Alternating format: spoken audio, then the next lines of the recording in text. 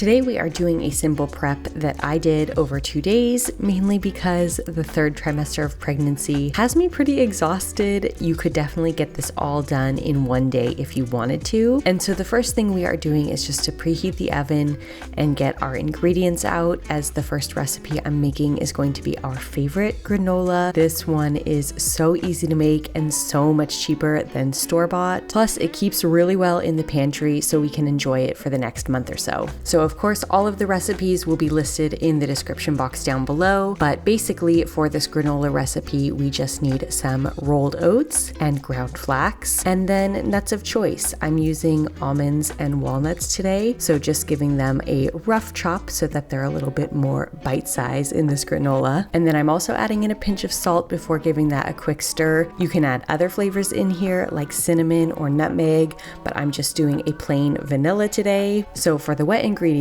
we will need maple syrup, vanilla extract, and totally optional, but I do sometimes like to add in a little bit of tahini. I think it gives it a really nice flavor, but if you want, you could just leave it with the maple syrup and vanilla extract. And once everything is thoroughly combined, we are going to add it all to a baking sheet. I'm just using these silicone reusable baking mats. These are really great instead of parchment paper if you are baking at a lower heat like 350, because we can just wash these off and reuse them over and over again. And you want to spread the granola out into a thin layer. I like to kind of pack it down. That will also help it to form clusters on this oil-free granola. So that'll bake at 350 degrees for about 20 minutes.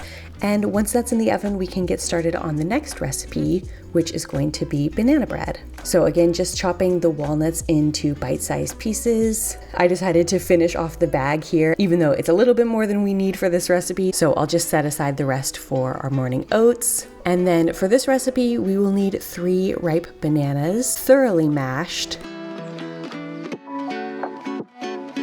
as well as some sugar. I'm using both granulated and brown sugar here, some avocado oil, and some vanilla extract.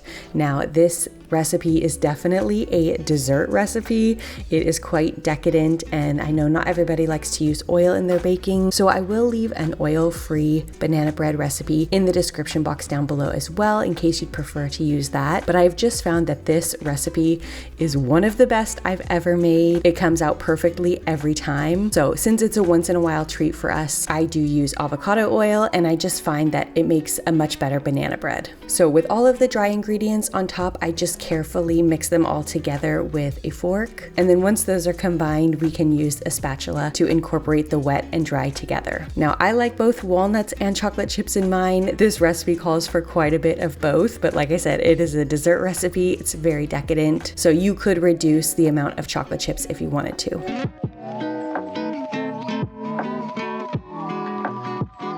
And then my pro tip for lining your baking pan with parchment paper is to crumple it up first. You can even get it wet if you need to, but crumpling it and then placing it into the pan just helps it sit in the pan a lot better. You can kind of mold it to the pan shape with your hands this way. And so it's perfect timing that our granola is done, and we can pop in this banana bread to bake, also at 350 for about 45 to 50 minutes. And we're just setting aside the granola to cool, and once the banana bread is done, let it cool as well.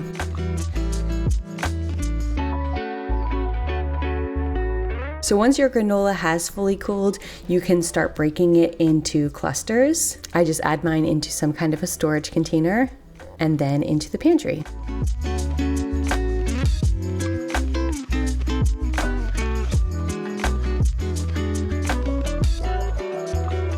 And then just look at these big, beautiful clusters. This is perfect for breakfast, or honestly, sometimes I even just snack on these clusters if I need an afternoon snack. The next day, I decided to bake a couple loaves of bread. It's really nice to have bread on hand. We just store ours in the freezer and then take out slices and toast them up as needed. So if you are new to bread baking, I do recommend to use a scale. It's just so much more accurate and really helpful for precise measurements. So I'll link my favorite one down below. It's pretty inexpensive to get on Amazon, and I use it all the time. So for this first bread, we're making a rye sandwich loaf, and we're just just starting off with some warm water, maple syrup, instant yeast, and some salt. And then to that, I'm adding the rye flour and all-purpose flour. And as you can see, the scale just makes it so helpful because you are looking for an exact measurement of grams. So we just load up the bowl until we hit the right number. And I'm using my stand mixer to mix everything together, but you could definitely knead this by hand if you prefer. Just a word of caution though, this dough is very sticky, as you will see. I find it's best to work with wet hands for this dough, and I just try and get it into a cohesive ball and then add a little bit of avocado oil spray at the bottom so it doesn't stick to the bowl. And then we will set that aside to rise. I love these silicone covers. They work great for covering leftovers. I'll link these ones down below as well. I think they're really useful instead of single-use saran wrap. For our second recipe today, we're going to make some sweet potato waffles. Now this is kind of just like eating a bowl of oats. It's pretty healthy. So I love this as a morning oat alternative, but usually we'll just have pancakes or waffles on the weekend. So I like to have some in the freezer just to reheat in the toaster oven whenever we want. So this recipe starts off by turning our rolled oats into oat flour, which is super easy. Just use your high-speed blender to grind the oats into a flour consistency. And then for our wet ingredients, we're going to need some previously baked sweet potatoes. I just did these in my last batch prep. And to that, I'm adding some soy milk. And I'm using sugar just because it is less expensive than maple syrup. Usually I do use maple syrup in this recipe, but that can get pretty pricey. So I use organic cane sugar as an alternative sometimes. And then to the dry ingredients, I'm just adding some baking powder and a pinch of salt. And then I'm using a combination of cinnamon and pumpkin pie spice because I think they just go really well with the flavor of the sweet potato, but you could just keep it cinnamon or leave these both out altogether if you prefer. So then just quickly blending up our liquid mixture and getting the waffle iron out. And then I'm going to preheat that and let it sit for a couple minutes while we mix together our wet and dry ingredients. Now, unlike regular flour, you can't really overmix oat flour, so don't worry about being too aggressive with it. You want to make sure it's fully combined, and the mixture will start to thicken the longer it sits. So if you do notice that it starts to thicken, don't worry, that is totally normal. It will still make great waffles. Now, these do take a bit of time in the waffle iron, so I usually like to multitask and do something else while they're cooking and just check back in every few minutes to see if the next one is done yet. I've also been setting the temperature a little bit lower to get a softer waffle. Since we do keep these in the freezer and reheat them in the toaster oven, they do toast up more crispy, so you don't need to worry about getting them too crispy in the waffle iron. And then so I just work that in batches until all the batter is finished. And of course, testing one out is a necessity. Gotta make sure they taste good. And then I just set them on a cooling rack. Once they are fully cooled, we are going to stack them in a Ziploc bag. I just reuse these Ziploc bags and these parchment paper strips. For me, I've found that this is the easiest way to make sure that they don't stick together. So I just like a little strip of parchment paper between each one. When you freeze them, it's easier to break them apart and get one out at a time this way. But you could try individually freezing them first and then stacking them if you prefer. This batch made a total of 12 waffles. And so once those are fully cooled, we just suction all the air out and pop them into the freezer.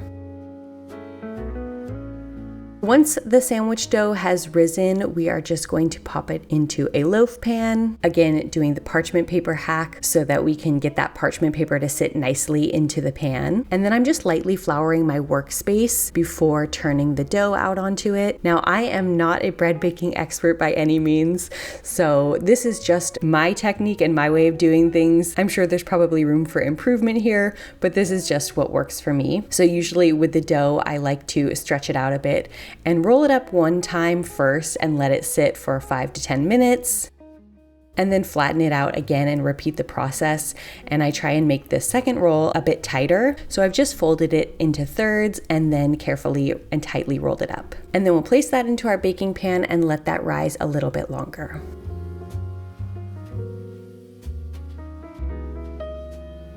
Now the last bread I'm going to work on is a country loaf. This could actually have been made earlier in the day because it does take a while to rise, but I was fine with baking it in the evening. So just keep that in mind. If you do want to eat it in the evening, you would want to start the process earlier. And again, of course, just using our scale. And this recipe is so simple. All we need is flour, water, yeast, and salt. And we're going to mix that all together into a shaggy dough. Do not worry about it looking good here.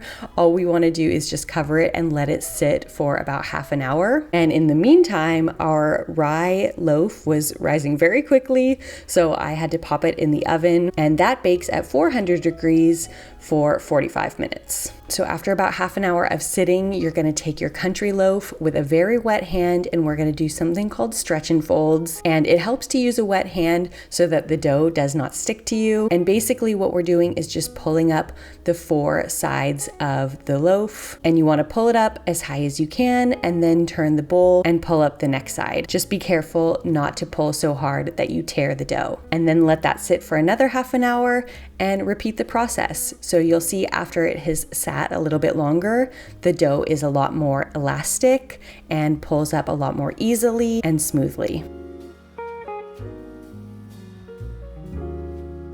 Once you kind of get to that fourth or fifth turn, you'll see that the dough is a lot tighter again, and that's when I just kind of roll it back into a ball. And then we'll just cover that and set it aside to rise for about 5 or 6 hours. And meanwhile, our rye loaf is done, so we'll just set that aside to cool.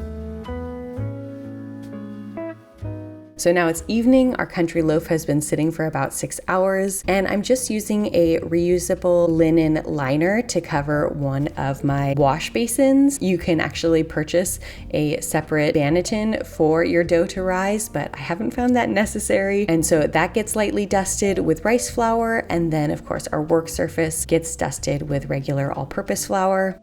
And we'll just turn the dough onto the work surface and then just kind of work that into a ball shape. Again, my shaping techniques probably need some work, but the goal here is just to get it into as tight of a ball as possible.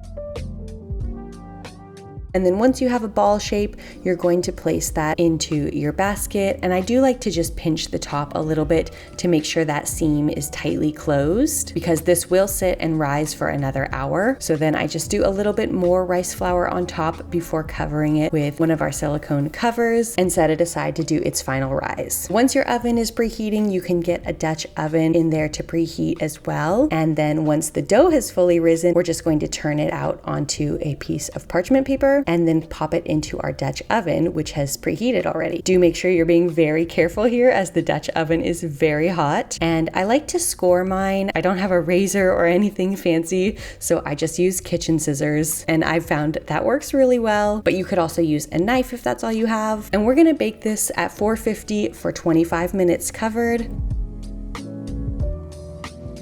And then once we remove the Dutch oven lid, we'll pop it back into the oven and bake it at 400 degrees for another 20 to 25 minutes, or until that crust is nice and golden brown.